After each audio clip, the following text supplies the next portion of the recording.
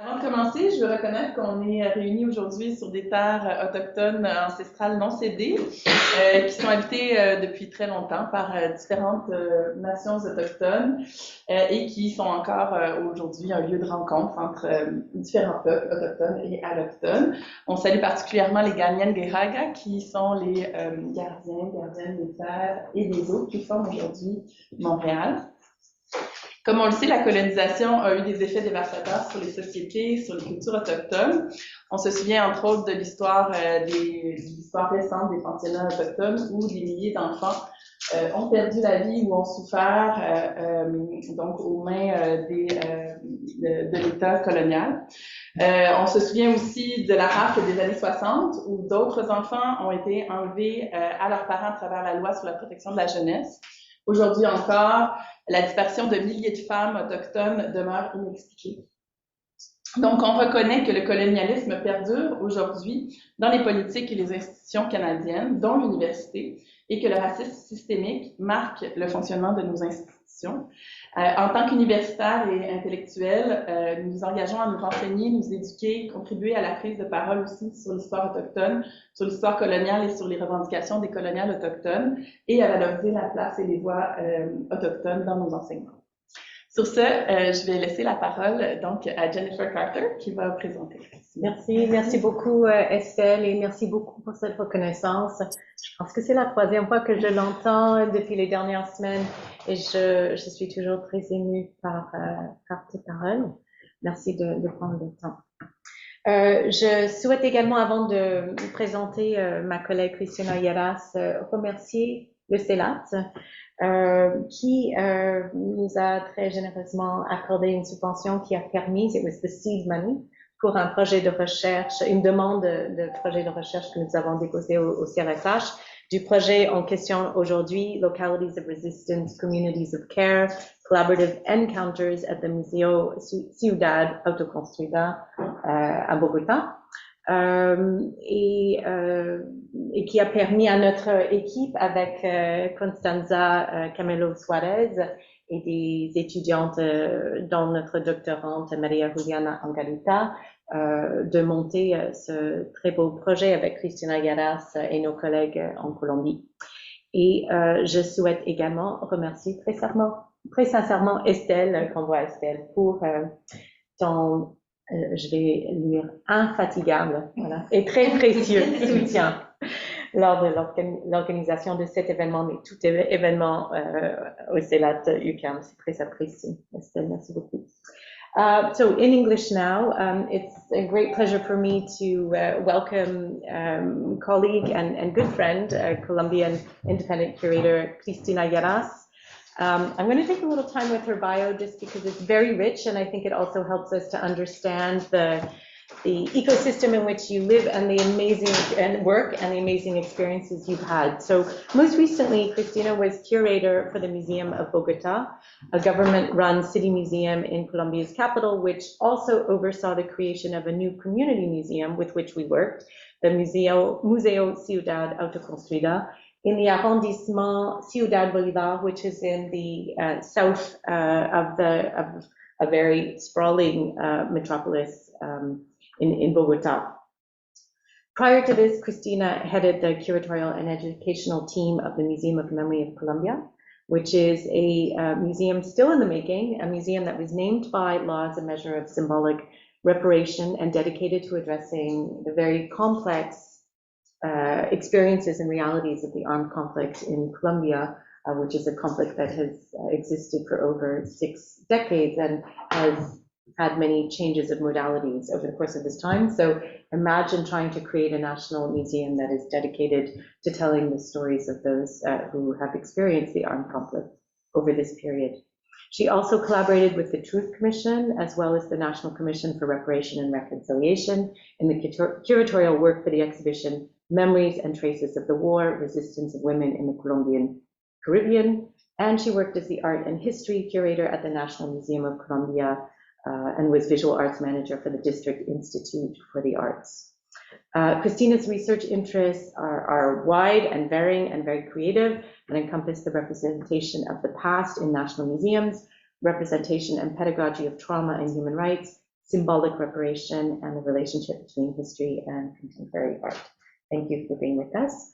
Before I pass the parole, I'd also like to say a few words of introduction for our colleague and partner in this grant, Constanza Camelo, who is professeur titulaire au département des arts et lettres de l'Université du Québec à Chicoutimi, and whose many expertise range from theory of art, say it in French, diversité culturelle, transmission culturelle, déplacement forcé, espace public. Constanza s'intéresse à la création, à la théorisation et à la diffusion de l'art expérimental. Elle a une pratique artistique qui s'articule autour de l'élaboration de dispositifs performatifs et in situ. Et en tant que commissaire indépendante, Constanza a organisé des rencontres théoriques et des échanges artistiques entre le Canada et l'Amérique latine, dont celle dont on va parler aujourd'hui. Membre du GRMC, groupe de recherche sur la médiation culturelle, et de CREA, collectif de recherche en enseignement des arts, elle est également cofondatrice de la chaire UNESCO en transmission culturelle chez les premiers peuples comme dynamique de mieux-être et d'empowerment avec Elizabeth Kane, entre d'autres collègues. Merci de nous rejoindre à partir de Chicoutimi, Constanza. Donc, ce qu'on avait prévu pour the format for today is Cristina is going to begin by presenting the context of her curatorial practice, her work, and also the context of the creation of this community museum, which is the only museum overseen by the City of Bogotá Museum. So it was a really interesting new initiative when it emerged in, what year was it inaugurated? 21? Was it 20? 21. And our partnership project with SSHRC, which is a grant that asks you to develop a partnership and respond to the needs and research questions of your partner, enabled us to consider to come up with a project that would be developed at the museum fairly quickly after its inauguration, d'où l'intérêt de ce projet. So thank you for being with us. Thank you for having me and for not only inviting me to reflect upon these processes, but also obviously giving me a chance to broaden the discussions that arise from working with communities. So I'll tell you a little bit about how this institution came about. One of the things I like the most about this museum is that the name doesn't have a translation in English. So in Spanish, it's called Museo de la Ciudad Autoconstruida, but the closest we could come up with a translation would be something like the Museum of the Collectively Built City. And of course, not only in Latin America, but other places of the world, the collectively built city is about half of the city. So I would tell my colleagues, because I used to work for the city museum. So I told my colleagues, well, I'm thinking that this should be the city museum, because if half of Latin America is a collectively built city, then this is what's normal. This is the norm. And the planned modern city is kind of the strange city, like for the minority. So autoconstruida, which would be like self-built, could be understood as, you know, actually making your bricks and putting mortar, but it's actually one of the things that I found out when I started working on this project, that well, of course you need a home, of course you need a house, a roof, but what you really need is to build a community. So autoconstruida is really about how people build the social fabric of the communities they live in. So it alludes to that social fabric, and to the tenacity of the dwellers who arrived at empty hillsides, which are, at least in this part of Ciudad Bolívar, you can see they're not empty anymore. This has been a process of over 6 decades. And Jennifer mentioned that same number when she was doing the introduction. So a lot of people from that beginnings of violence did come to Bogotá to look for better opportunities. And ever since the 50s and 60s, this has been growing. And now it's still growing, mostly due to people fleeing Venezuela, who are still building their shanty towns. So it's about building a community and a place in the world. And they started by building with whatever materials they found. And then, you know, the houses change and they get more complex and they're never finished. So if you look at those rooftops, you get a terrace, but, you know, there's always an idea that it can keep growing. So one of the thing that I would like to focus so that we can talk about the project are the ways in which the environmental degradation of Ciudad Bolívar and the southern part of, this is, you know, these are recent pictures, so you can see that it's still growing. But the southern part of the city has had extraction of materials for construction for many decades. So there's a close relationship between environmental degradation and stigmatization, which I'll get into a little further on. Wanted to take the time to describe the process by which this museum came about.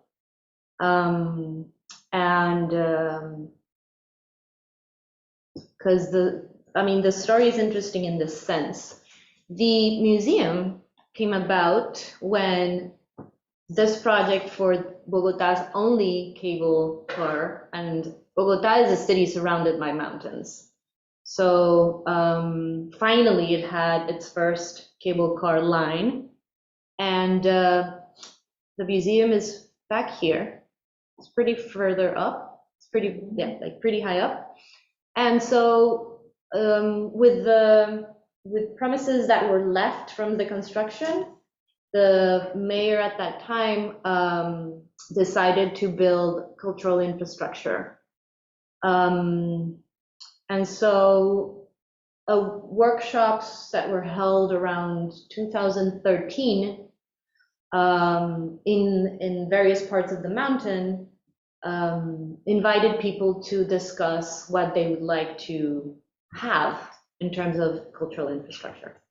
So the people from this particular area, which is called, it's two neighborhoods that are next to each other. One is called Mirador, so I don't know the word for that in English or French, but it's like the highest point where you look out into the city. Same word, Mirador.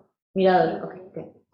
And Paraíso, so paradise and Mirador. They talked about three things, one of them being a place that would sort of strengthen their sense of identity, a library, and access to green spaces. I mean, you can see that this is, you know, pretty arid area, and actually these are all mining sites. So access to greenery here is quite a luxury. So somebody in the government of the district of Bogotá said, okay, let's make a museum. That's how they translated, with a library, so they did respect that. So in a sense, you know, it's hard to say who created the museum. That mayor would say, oh, it was my idea. And the communities would say, well, no, it was actually our idea. So I know this sounds like a minor thing, but when you go and visit Ciudad Bolívar, you will understand that these issues of autonomy and the ways in which people are so proud of political processes that they've pushed and that the political gains that they've had, these are very important things. And I think that they play out in the project in ways in which we will discuss further on. So there's the issue of who owns the museum? As I mentioned, the Museo de Bogotá is an area or a project that is also held by a larger institution called the Heritage Institute. It's public. So this museum was a project of the Museo de Bogotá. And now, one of the good news that we received in December was that there was sort of not a decree, but a resolution that formally created the museum as a distinct area inside of the Heritage Institute. So it's a strange mix between governmental representatives, us as staff of a heritage institute or the city museum, and community representation. Because the staff of the museum is actually, everybody's from Ciudad Bolívar, and they all work for grassroots organizations. So all the time they're having these sort of personality conflicts between, being part of an institution and being part of the community, which is something that is, of course, interesting and important, but it also comes with other difficulties. So we first did an exercise of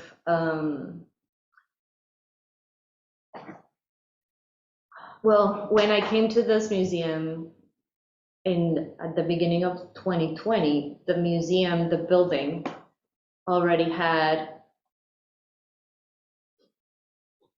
was already completely designed, like the contents were already completely designed, except they had never really sat with the people of Ciudad Bolívar.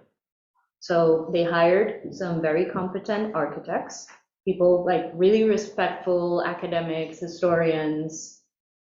I have no complaints about their,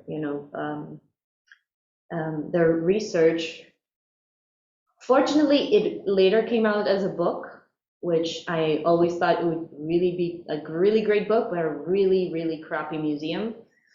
And it was mostly because there were a lot of text and infographics and photographs, but it was as if you were telling the story of something that had already happened.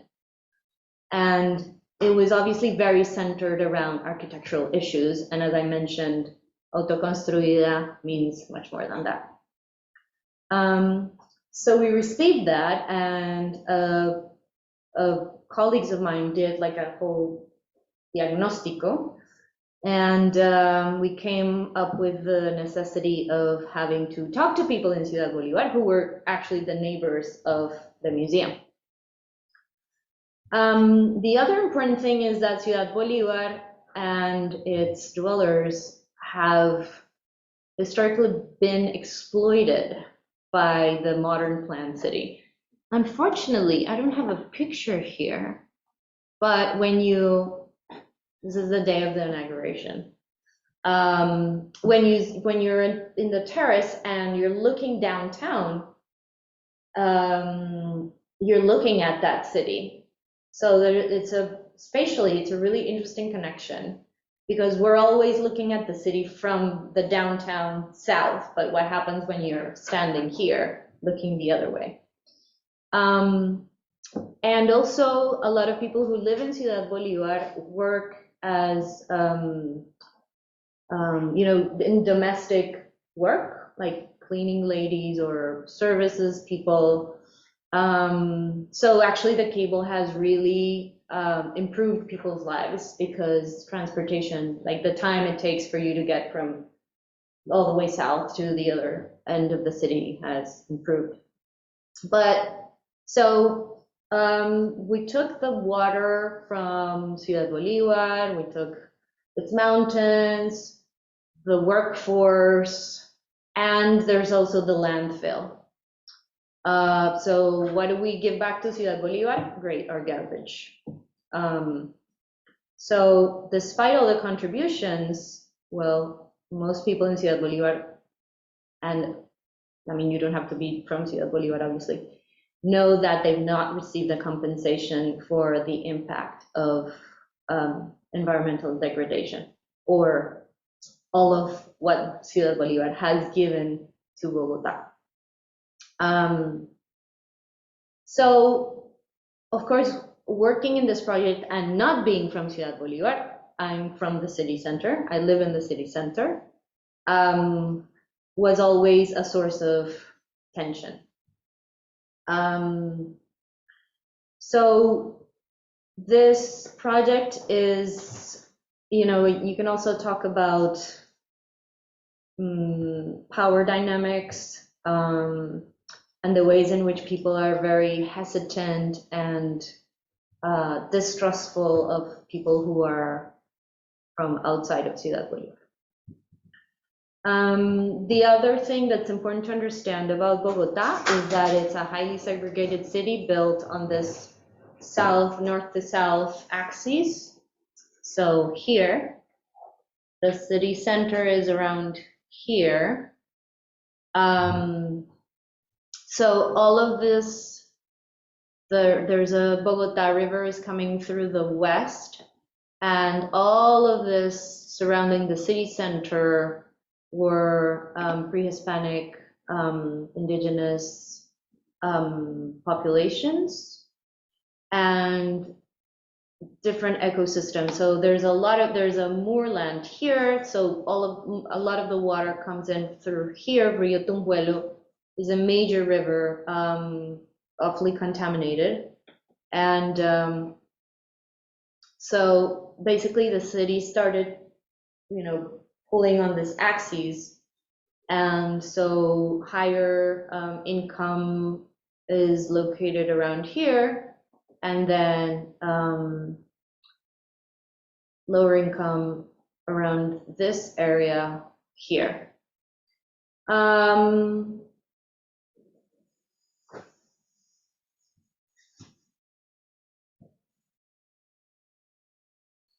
And around 10% of Bogotá's population live in Ciudad Bolívar.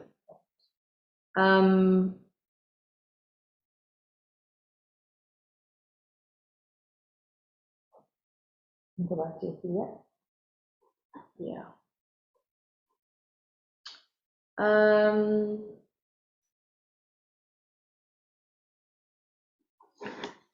So here we're back. This is the terrace. This is the last space that was inaugurated. It's called Círculo de la Palabra.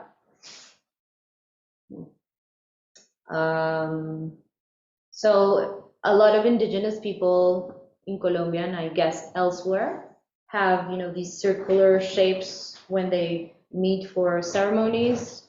So this was sort of a local take on the idea of meeting around a circular structure.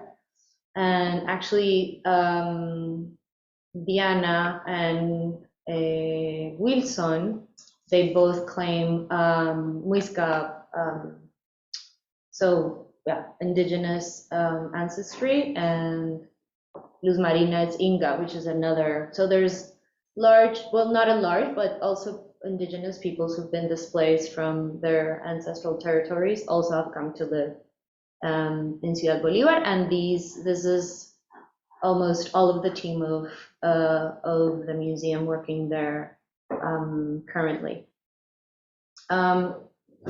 So I wanted to show you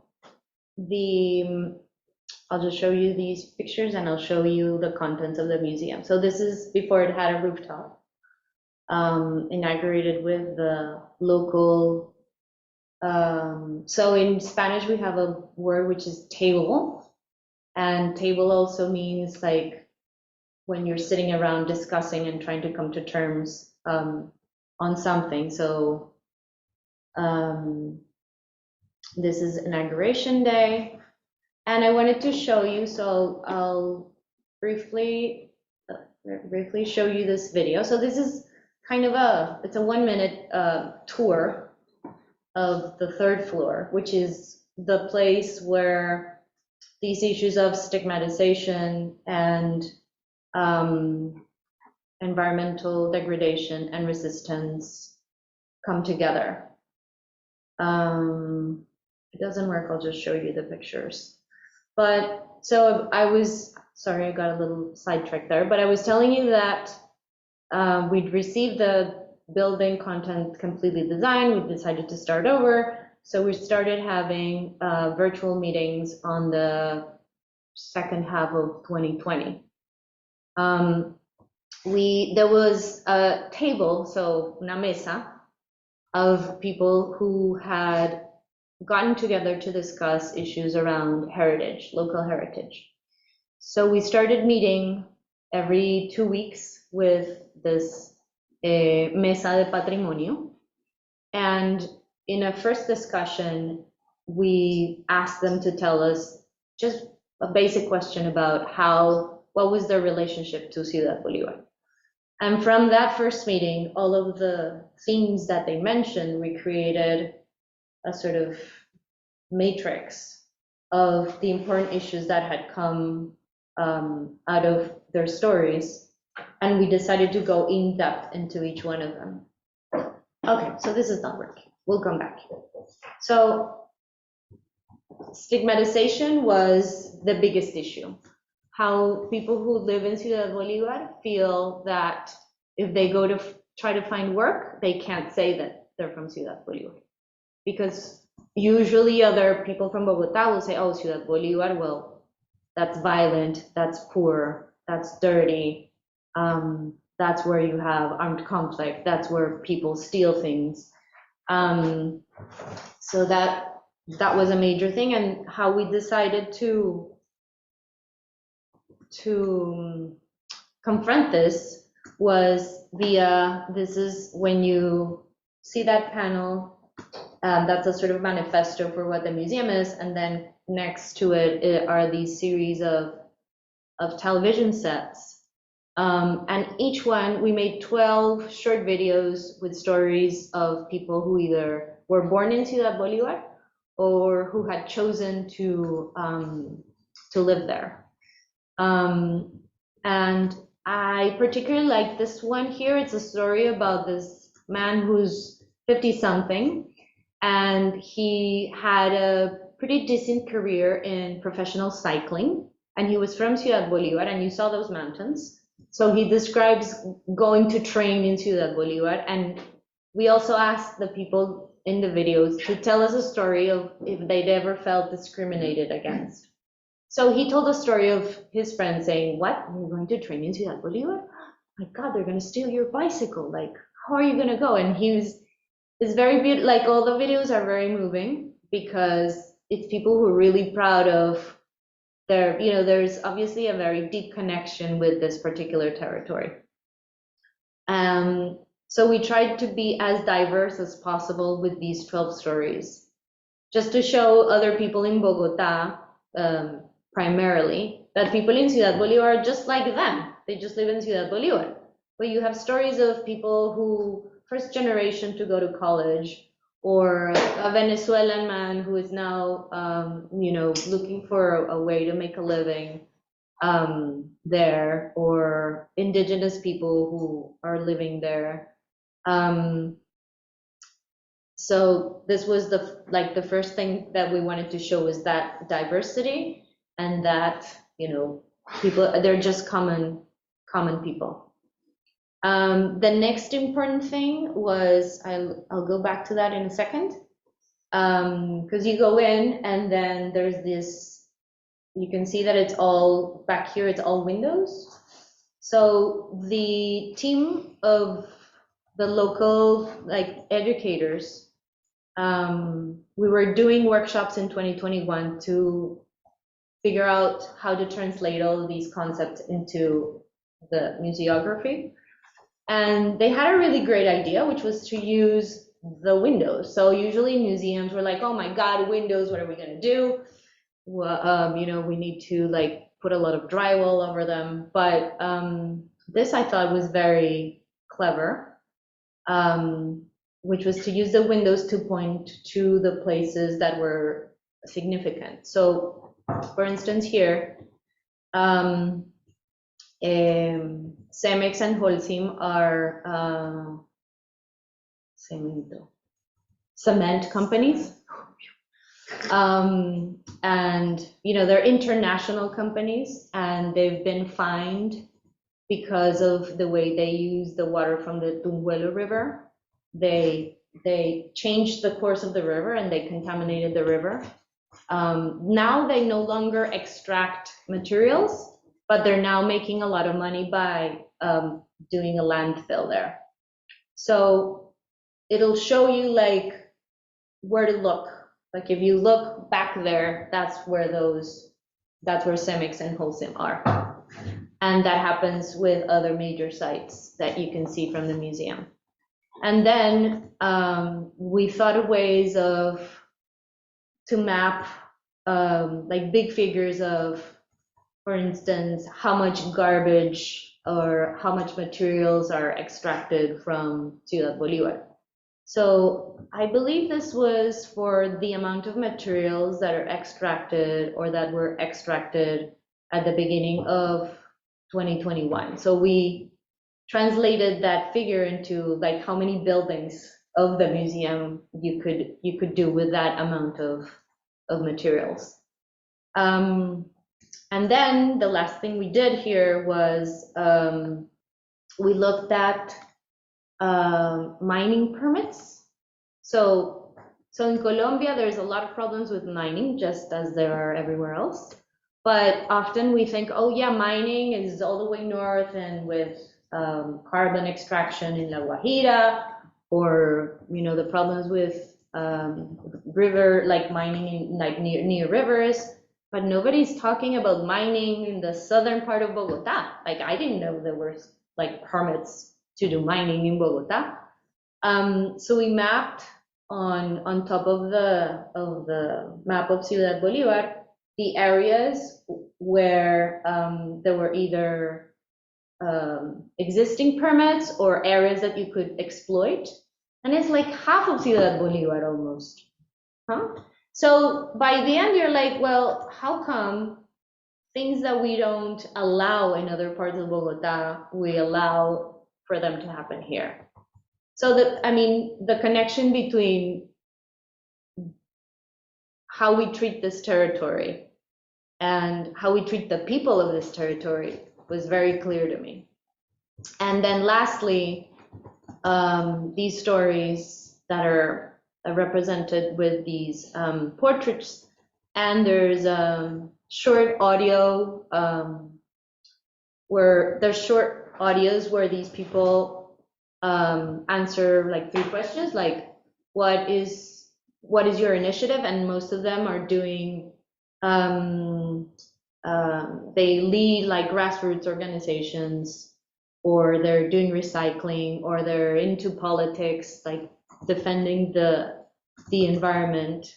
And we also asked them, like, what would you tell the government? And also, what would you tell other people in Bogotá?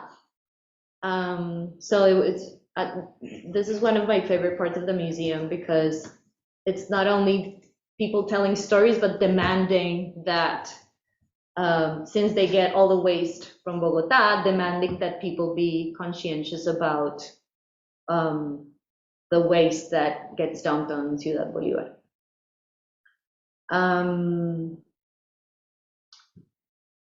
And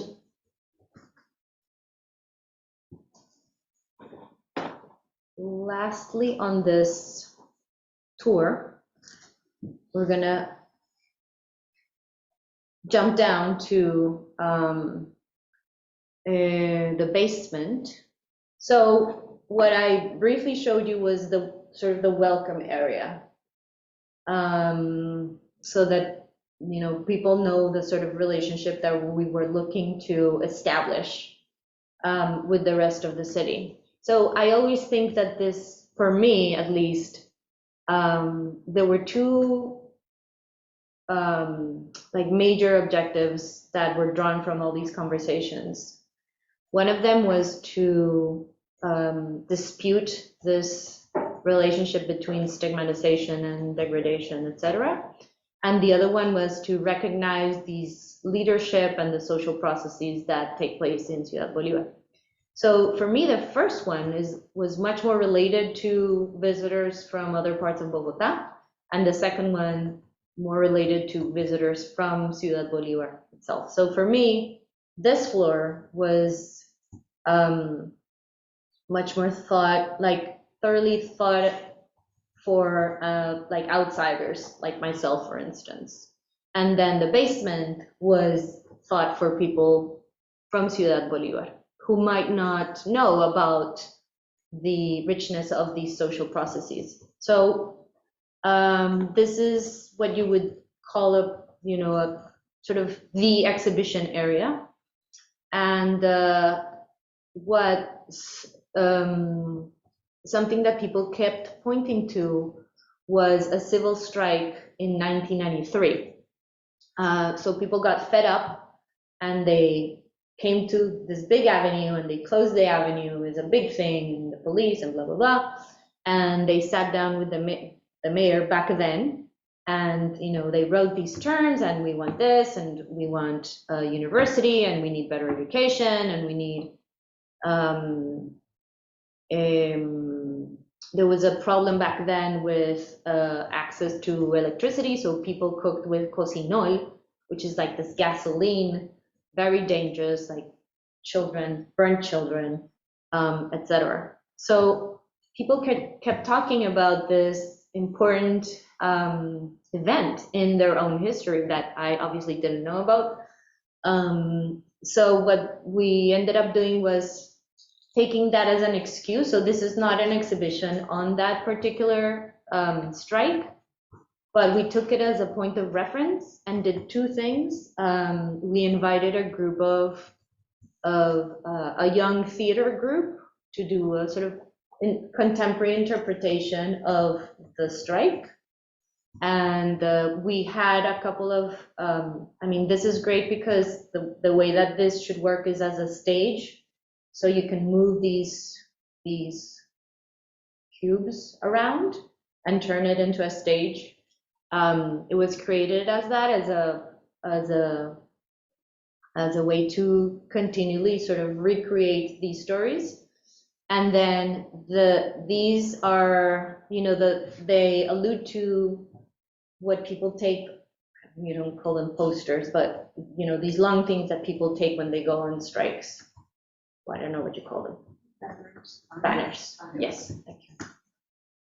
With some of the main complaints of the time.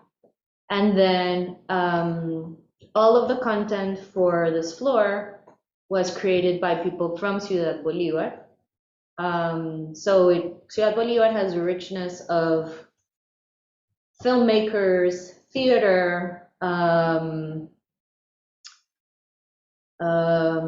graffiti. There were a couple of pieces that we did we did ourselves with the education team. And this particular piece, this one, so sculpture, alludes to a tree that will be significant as you follow this story. Also created by one of the collectives in Ciudad Bolívar.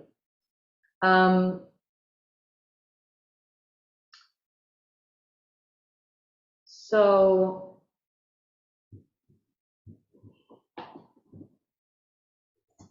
the idea with this particular methodology of listening, identifying key things that were coming from people's testimonies, and then bringing local creators to produce content was also a way to sort of, it was never thought of as a closed process, right? This is the sort of gallery that you can keep working on and put new content, because it's not, it's not a chronology, so it's not like, oh no, we can't talk about that didn't have, that's outside. But all of these processes allude to that social fabric. So actually, it's also been used as a temporary like back here, there's a wall that's been used for temporary projects. And we knew, of course, that a lot of collectives and a lot of people would want to be shown here. So yeah, this was sort of the museum that we were able to inaugurate, knowing that it was not, that it had to be collectively built forever, because otherwise it, it couldn't be called the Museo de la Ciudad Construida if it wasn't that way. So I think with that introduction, I don't think I left anything else. No, that's good. I think we should move on to the project. Well, we did. Here we are. Here we are. Okay. I just want to circle back to, because I think it's really important, the self-built city, just to reinforce the context that this is a city in which, I think it's okay, residents have literally fought for basic rights, for running water, for electricity, and things that are, as Cristina mentioned when you have an overview of the downtown core of Bogota, that you see visibly other citizens enjoying below. So this very strong sense of pride was absolutely palpable when we visited Ciudad Bolívar. And the project that we developed with Cristina and then ultimately with the Médiatrice Culturelle at the MCA was a two-pronged project that was dedicated to exploring the lived experience of environmental devastation by local communities. And it was two-pronged in the sense that we had, first of all, an artist residency, which I'm going to invite Constanza to speak about. I think we'll probably just, with the time we have left, focus on that project. So there was an artist residency. We had a jury where we selected, in fact, it wasn't an artist, but a collective of artists, which really isn't surprising. And the profile of people involved in this collective was really interesting as well, because it was artists, but also sociologists, social workers, I mean, just as you would expect in Colombia. And they were tasked with designing an artwork that would be integrated into the museum, and it is today. It's a very, very beautiful piece. And then the second project that I worked on was with members of a local community. We would have liked to have worked with teenagers, but trying to get ethics consent for this kind of a project, we realized was going to be really challenging, and it's an engaged project, so it's 1 year. So we said, okay, young adults. Well, young adults ultimately ended up meaning up to age, I don't know, 55. And the group, makes me feel good. But it was a very interesting group of people, all clearly engaged and activists, again, with a very wide profile, who were invited to create an exhibit that of their choice. Would it be a photographic essay? Would it be a film? Would it be a sculpture? Really of their choosing. Again, that was some form of group expression. So co-created between the members of this community, we thought maybe 12 to 15, and the Médiatrice Culturelle of the museum, co-created with some va-et-vient we had imagined. It didn't exactly work out this way, but we thought that there could be really interesting, enriching conversations between the artists chosen for the residency or the collective and this group of people. They were tasked with with creating an exhibit that would also reflect their experience of environmental devastation. And as Cristina mentioned, this is the site of, I don't think you said, the largest landfill in Colombia, in Ciudad Bolívar. That is part of why there is such stigmatization and discrimination in Ciudad Bolívar. It also has intense mining activities to build the homes that are down below. So there is a huge chasm to overcome through this. And so the group was tasked with creating an exhibit that ultimately they ended up designing not as an exhibit, but as an exhibition. It became much larger, and a really interesting display of, because it was an exhibition, not exhibit, because it contained several exhibits, a really great sociological and artistic overview of issues that community members are most concerned with. So maybe we'll have time to talk about that, but j'aimerais passer la parole à Constanza so she can talk a little bit about the artist residency and how this worked at the museum. Donc, je pense que vous avez compris, nous avons fait un appel de dossier. Il y a eu aussi une rencontre d'explication plus approfondie du projet et qu'on a fait auprès des membres et habitants du quartier, cela via Zoom, et qui étaient impliqués d'une manière ou d'une autre dans le musée. Et suite à cet appel de dossier, on a sélectionné un collectif multidisciplinaire, comme le disait aussi Jennifer tantôt. Donc, c'est un collectif très intéressant qui, en fait, une entreprise qu'ils ont créée où ils produisent de l'artisanat. Le collectif Sustrato Artesanal a été sélectionné parce qu'ils avaient une proposition qui a paru intéressante aux membres du jury, dans le sens où c'était une proposition qui provenait d'une expérience de sensibilisation d'ordre écologique que les membres du collectif réalisaient presque à chaque fin de semaine de manière bénévole et volontaire, évidemment, à Cerro Seco, donc dans ces entourages que Cristina vient de nous montrer andins, où précisément les membres qui sont plus du côté travaillent dans le domaine de la biologie, et donc réaliser des promenades de sensibilisation pour que la communauté, les membres du quartier, mais la communauté en général de Bogota, puissent avoir accès à ces lieux où habitent une quantité d'animaux absolument magnifiques qui donc appartiennent à la zone andine et une flore aussi assez particulière. Donc, le projet qu'il proposait, qui est un projet d'art, une sculpture, est vraiment un projet qui provient de cette expérience-là et c'est ce qui nous a paru hyper intéressant. Donc, nous avons quelques images qui vous présentent un peu ces promenades-là. Nous les avons réalisées, Jennifer et moi, ainsi que les assistantes qui nous ont accompagnés. C'est hyper intéressant parce que c'est vraiment là où on a vraiment découvert, d'une manière, je dirais, beaucoup plus phénoménologique aussi, la puissance de ces entreprises qu'ils réalisent, les membres de la communauté de Ciudad Bolívar, et qui sont d'une certaine façon transformatrices à travers des formes activistes qu'ils vont réaliser. Ce que j'aimerais vous dire très rapidement, c'est que l'on voit dans le projet que vous allez voir tantôt, peut-être si tu peux passer a la imagen, puedes pasar a la imagen siguiente, Cristina, por favor, ici.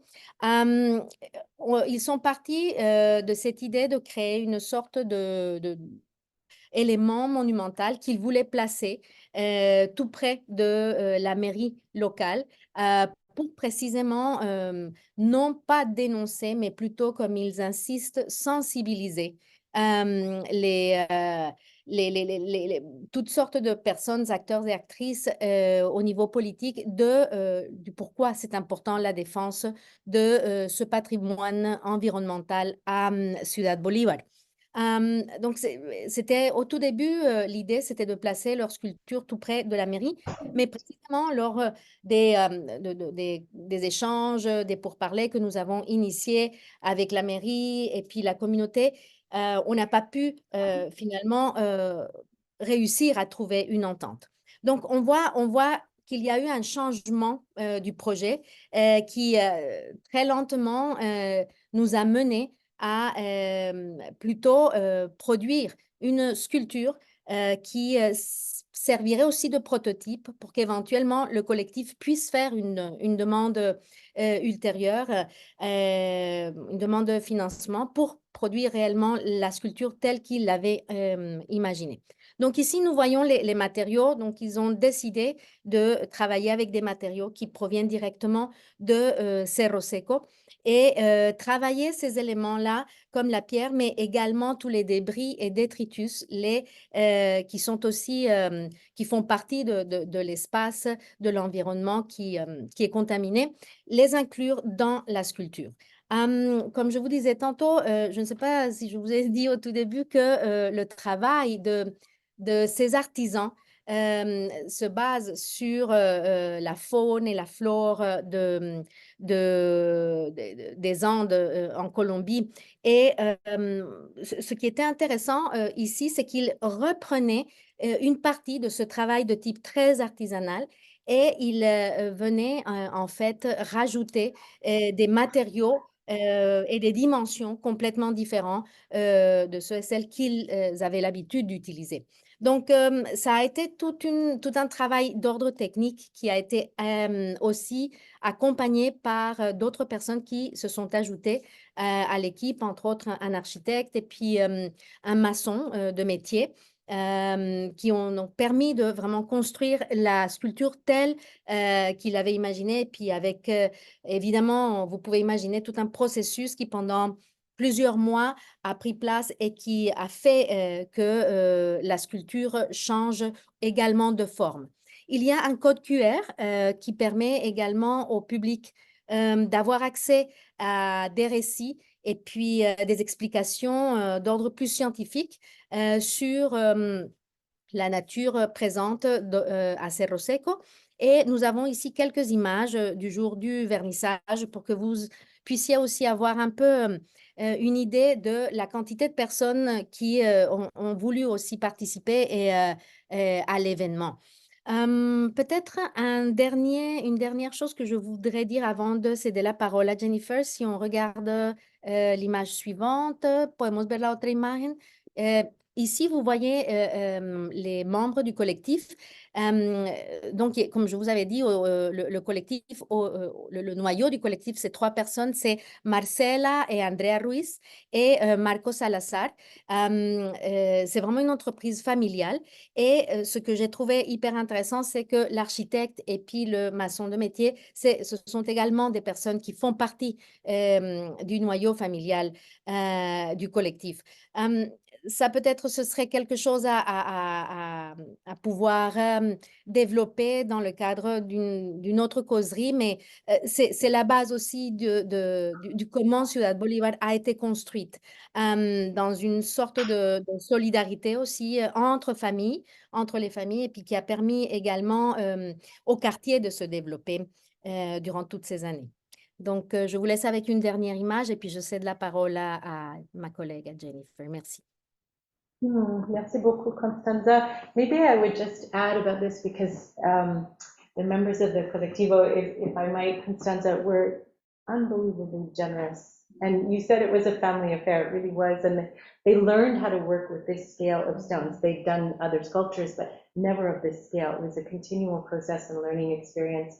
And they were also so incredibly generous with us. So they took us.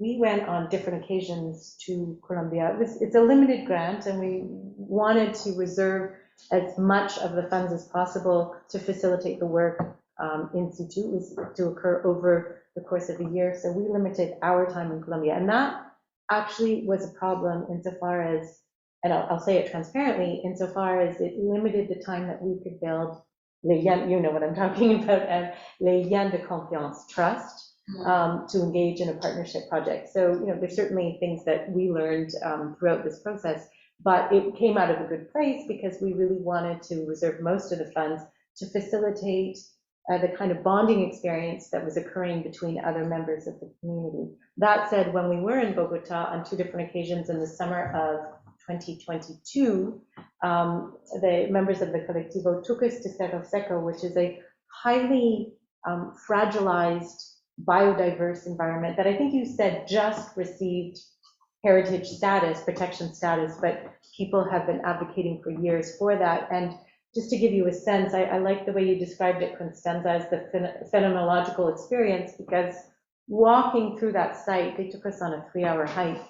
You would hear the trucks heading to the mines at the same time that you're walking on and treading very lightly on paths to protect the natural habitat. So the contrast was absolutely striking, and that's what made their project and the selection of their project, the site, which was at some removed from the museum, I think very, very important as a choice.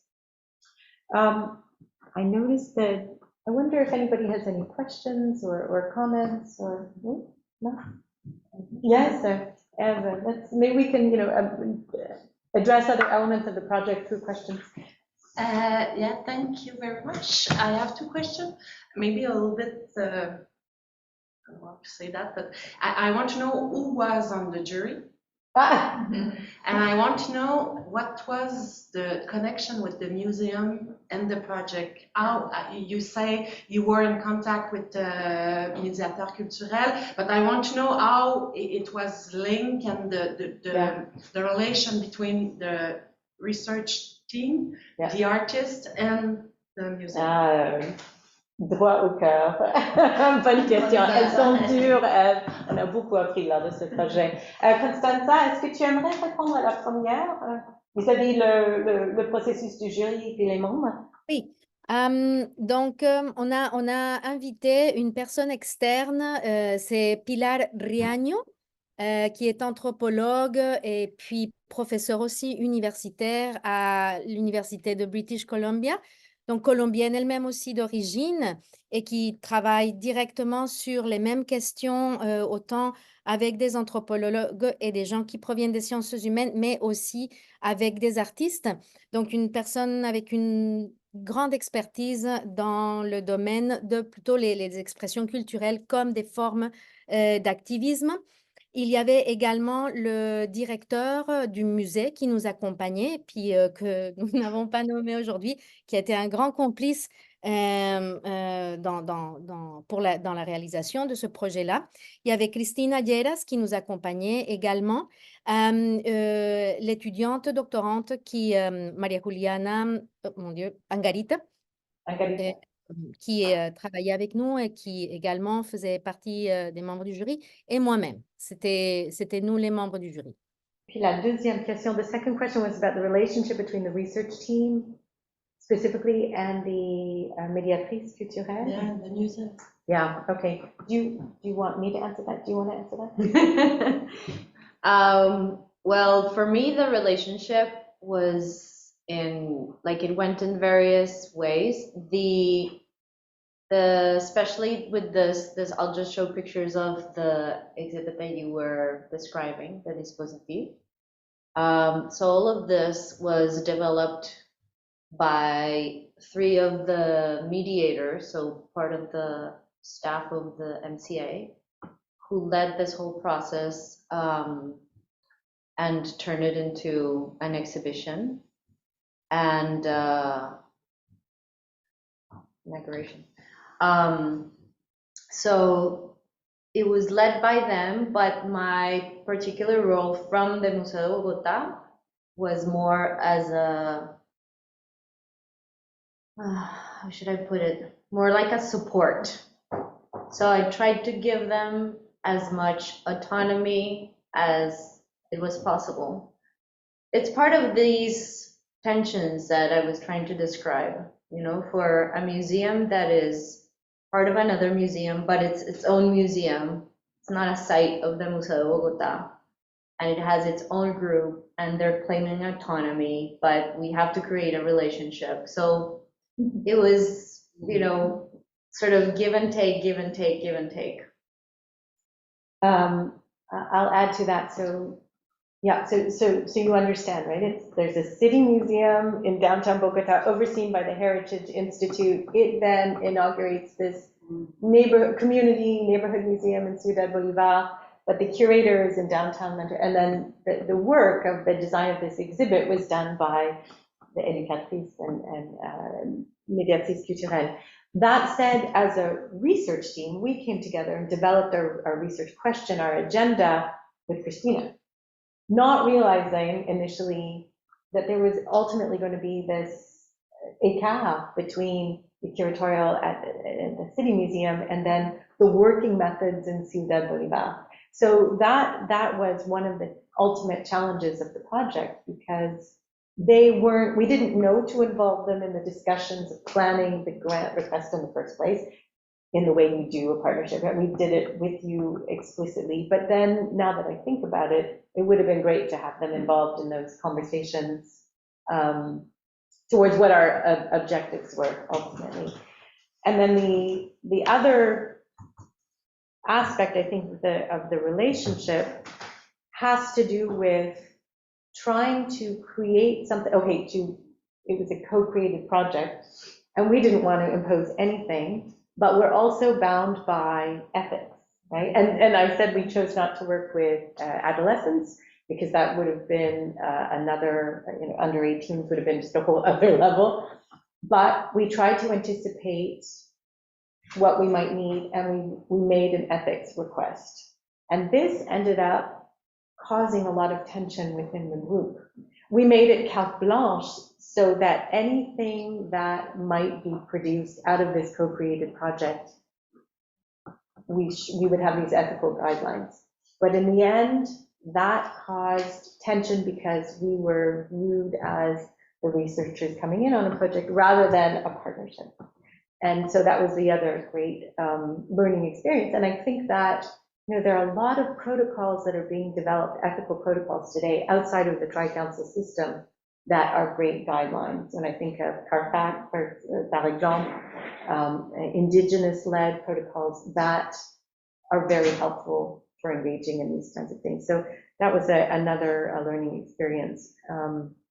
Taking the time to develop partnerships, we compromised some of that time in order to have funds that would enable other elements of the project by all the people involved. And it really is worth saying that the young adults ranging to 55 that were involved in this group are all really actively engaged community members. And so there were a lot of agendas on the table about what we're going to be representing, how we're going to do it, what kind of negotiations are going on. And that was something difficult to work with from afar. We had meetings from afar because we went at the beginning and we went at the end, but it would have been great if maybe, we wanted to create a project in which there were many months to develop. They gelled together, they did activities together, workshops together. We wanted to allow for that. But in the end, another way that we might have thought about it was, no, we'll do something shorter. We stay sur le terrain the whole time and we build something together. I mean, there are different ways to do it. We chose something, and I think, it ended up with a project that the members were incredibly proud of. So I think that was really important and an excellent contribution to the museum. ¿Tú quieres añadir algo, Constanza? ¿No? ¿Qué estás pensando? Ben, j'aurais d'autres choses à dire, mais nous avons jusqu'à 2 heures, n'est-ce pas? On peut dépasser un peu. Oui. Oui, Dale. Au fait, moi, je trouve que ce qui est intéressant dans ce projet-là, c'est qu'il y a d'un côté comme toute la question de comment préserver cet esprit d'autonomie qui a caractérisé les luttes sociales et d'organisation sociale à Ciudad Bolívar.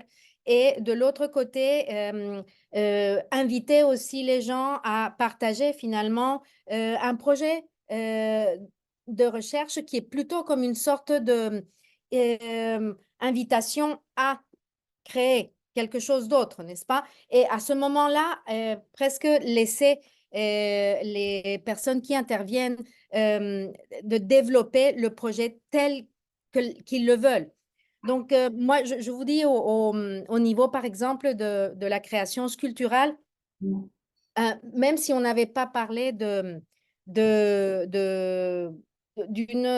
accompagnement de notre part, moi, je me suis prêtée volontaire à presque m'intégrer un peu comme membre de l'équipe. Et puis, on faisait des rencontres à peu près à chaque 15 jours sur Zoom. Mais c'était hyper intéressant de voir comment pour eux-mêmes aussi, qui font partie de la communauté, qui sont des habitants du quartier, toute cette question de jusqu'où est-ce qu'ils expriment ce qu'ils veulent exprimer en tant qu'artistes et jusqu'où il faut exprimer ce que l'activiste veut dire était devenu aussi un enjeu assez important. Donc, je pense que c'est quelque chose à réfléchir aussi un petit peu plus, en prenant un petit peu plus de temps, mais c'est toute la question de l'implication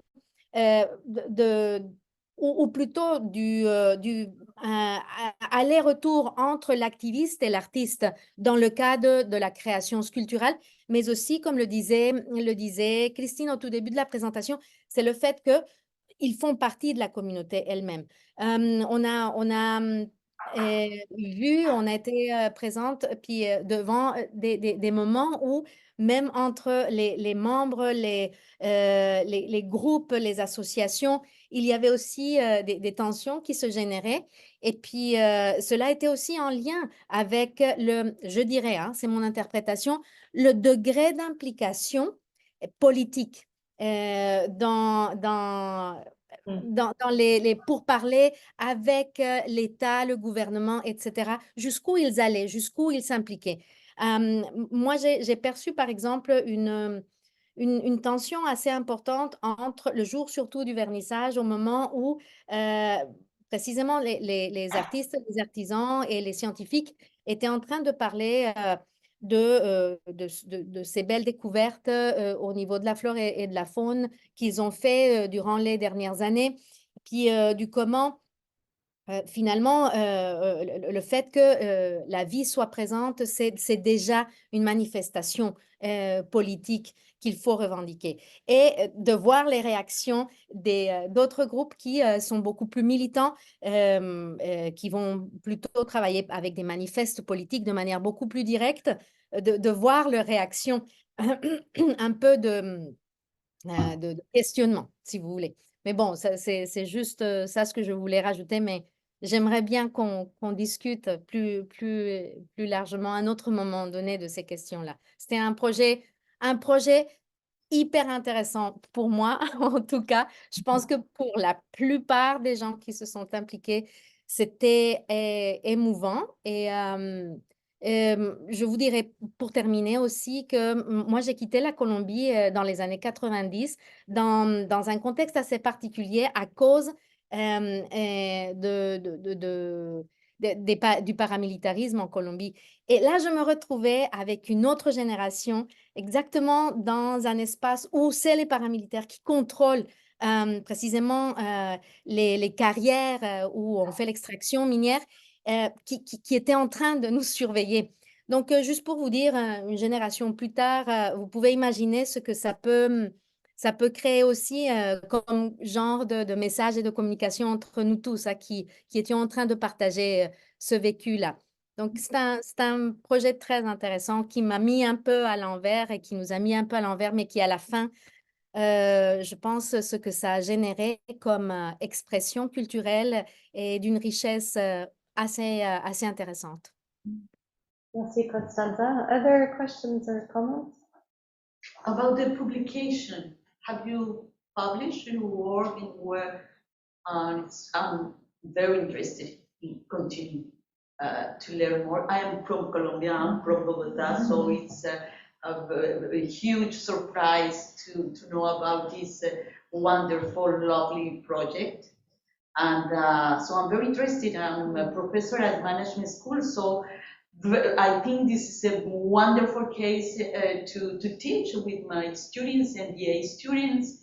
I have been connected with projects related with peace, reconstruction of peace in Colombia. So, you know, I don't have words to tell you it's wonderful, and congratulations. I'm very proud of this team. That's so nice, thank you. Well, I should have brought it today. Yeah. This lovely book, actually. In the spirit of the Autoconstruida, the team of the MCA, with the help of a couple of people from the Museo de Bogotá, did a collective writing exercise.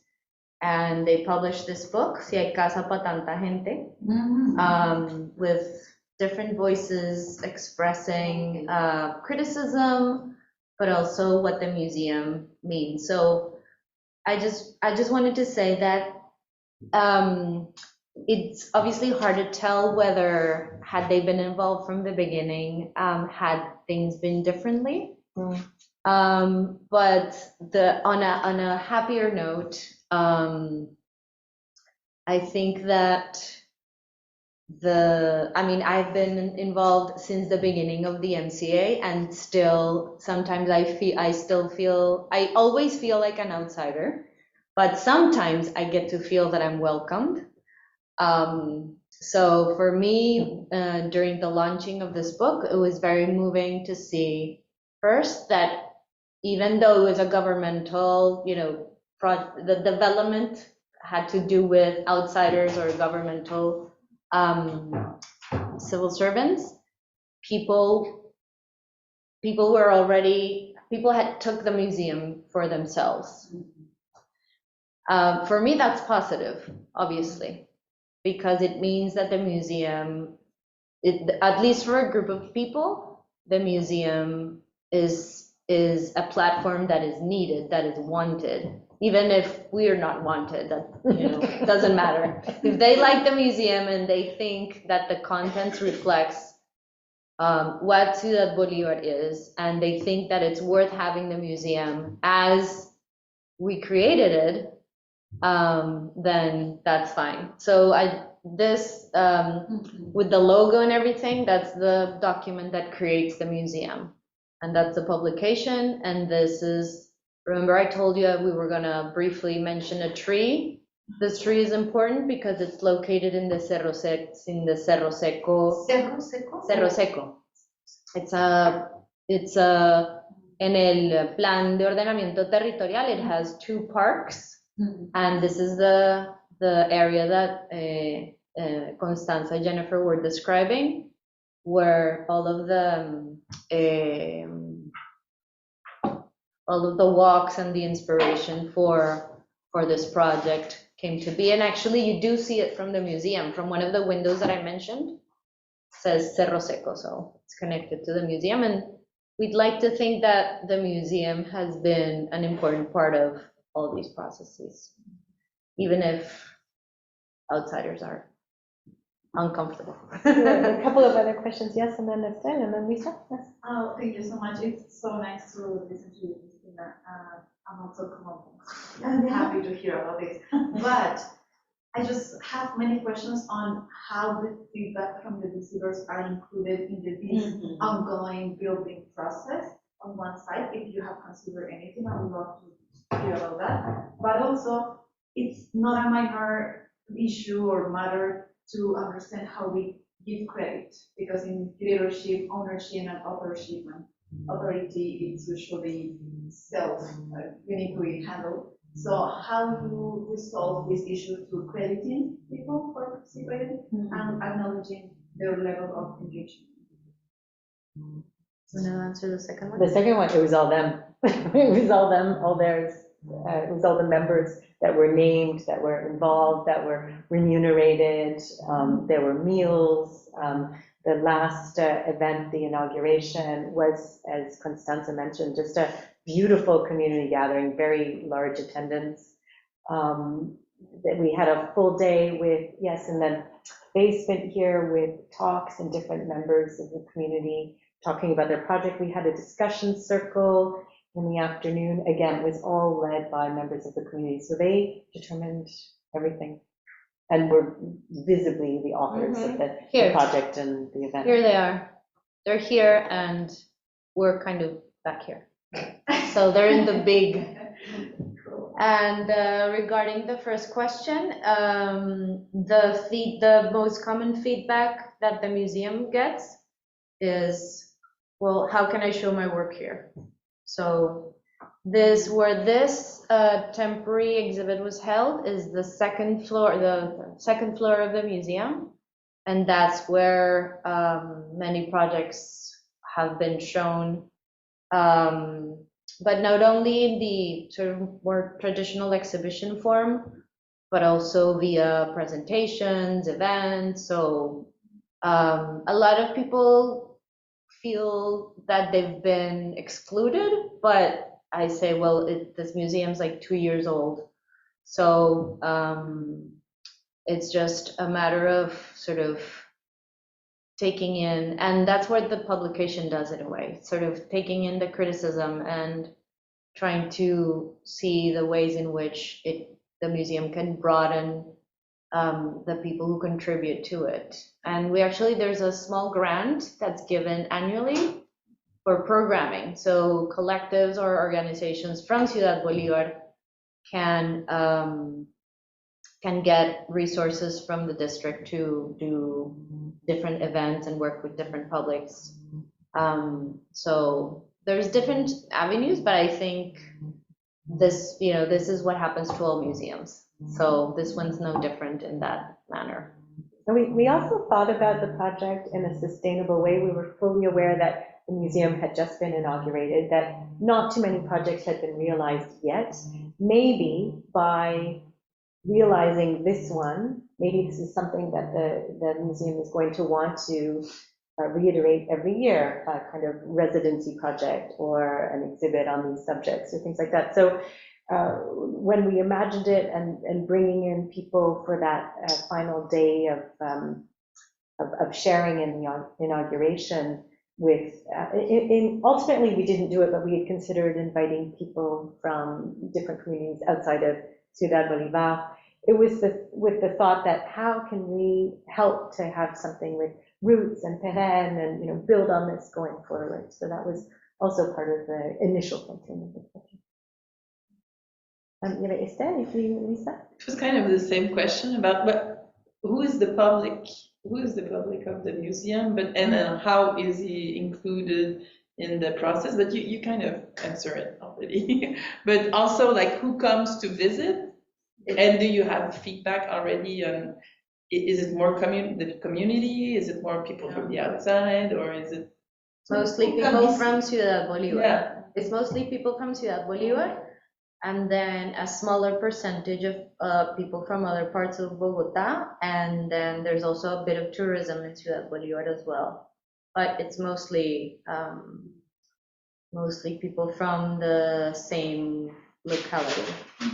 Not necessarily from the same neighborhood. I think that even though the new coordinator lives a block away from the museum, a lot of other strategies need to be developed in order to work with where the museum actually is. But it was a rough start, and so we inaugurated in 2021, and 2022 was very difficult because the team, there were all sorts of internal issues with the team. 2023 was much better. So hopefully with the new administration and with there, being a new area inside of the Heritage Institute, hopefully it'll continue to grow. Yeah, it's a community museum. It's social museology at its best. But that community, you mentioned, what was it, 10% of the population of Bogotá. Ciudad Bolívar is 1 million people. It's a city unto itself. Another city. Yes, exactly. And what really makes the difference, you pointed it out, I always forget the term, the the cable car? The cable car. I mean, it's like Montreal. That was major. When I said people were fighting for rights, for running water, for electricity, for transportation, that means you can get up to these heights, in 20 minutes as opposed to an hour. And so just the ability to have transportation is major, and that enables other people to visit. Thank you so much. You answered my question about the co-working space. Definitely a question. I have one about the governance now of the museum, because it's so much community-led for the programming. You give space to the community to lead the exhibition, the making, the construction, you finance them. Is the institution or the annex museum, can it be governed, or is there room for the community to be at the table of discussion of the organization? We talked in Canada about sharing the space at the government table, the administration, etc. Is this possible over there? Is it happening, or this is not? It's happening in a more informal manner. So I know they're doing at least one or two big, what do they call them? Como, no, not consultations, como salidas montañeras, like going to the mountains, something like this. Where so it's a big meeting held in different parts, because Ciudad Bolívar is like 3 different mountains. Mm-hmm. So the idea is to be able to hear the voices of different people that are not the people that are always talking. So I know that they've been planning to sort of go to the mountains and not only expect people to go to the museum, but in a more informal manner. So not by any sort of decree or anything, but definitely there's that spirit. But governance also, I mean, from what I observed, the education team who were the people on the ground running the museum in terms of activities. They were always pushing back. They were always, like, you might suggest something as curator of the city museum, but there was always pushback and there was always pushback and no, we're going to do it our way, we're going to do it differently. It was always a negotiation, which is a super interesting observation in museums where things tend to be incredibly hierarchical and curatorship and education are siloed. But also often, the curatorial vision is the one that then educators work from. Very different in this context. It was much more activist. Yeah, basically I did production for this exhibition. I helped them like produce these, this is printed on some sort of textile, but they chose the photographs. I just gave my thoughts like, oh, what do you think about this instead of this one? We recycled a lot of this was former Museo de Bogotá. It was like in our storage. So we put the Museo de Bogotá museography team to work for this. And, but yeah, basically production, that was my role. Je suis consciente de l'heure and everybody's schedules. Juste un petit remerciement. Merci Constanza. Désolée que tu ne sois pas avec nous à Montréal, mais très heureuse que tu nous as rejoints de chez Coutumi. Merci infiniment, and thank you all for joining us today. Thank you, Stan, for organizing. Thank you, Sylvain, for filming.